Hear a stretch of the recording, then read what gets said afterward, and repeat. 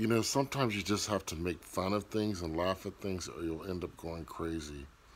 Because right now, we are really living in the Twilight Zone. I mean, absolutely. I was thinking about this a lot through the night, and I was going, there's really nothing normal it, about anything anymore. The days of Leave It to Beaver are long gone, forever gone. You cannot even go to the grocery store. You can't go to the local Piggly Wiggly and have it be a normal excursion.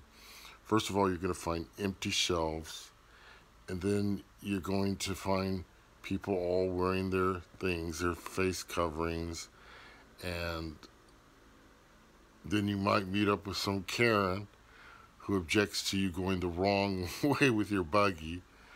I mean, Karen's a relatively new phenomenon, but every neighborhood has at least two or three to make life miserable because they're nuts. They've gone off the deep end. I'm sure many of them have gotten this. You just can't work it out. You just can't. We just can't work out where exactly you are. And the further you venture from home in a day, the more and more it's going to be like the Twilight Zone. I mean, I would not. I used to love going on cross country trips and things like that. I just, I wouldn't want to check into a motel now.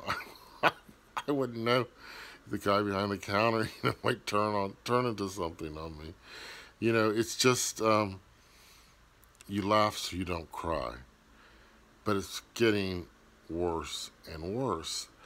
I mean, imagine you're driving down the road and you pull up at a stoplight. You look over to the person next to you in the car, and they look over at you, and of course they're alone in the car, but they're wearing a mask, so you can't tell if they're smiling at you or they're about to pull a gun on you.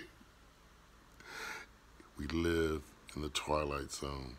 These are scary, scary times because you can't. Used to be you could walk down the street, you could smile at people, wave at people. Now you can't even see their faces half the time to know if they're smiling or frowning. It's it's a world of surprise, a world where you can expect the unexpected at any moment, and it's scary. I think of children, especially. Imagine, having children in this world and thinking, wow, they're not going to be safe. And how are they going to grow up normally and adjust to it, like normal, become like normal adults? They can't, because we're in the Twilight Zone. See, nothing's real anymore. It's all concocted, and the tragedy is it's like a script that was given to the mainstream media, and they fed it to all the people, and they swallowed it and they bought it, and they're just living in this world of makeup rules and delusion. And for those of us that see clearly the truth, it's like mind-boggling. And I don't even like going out.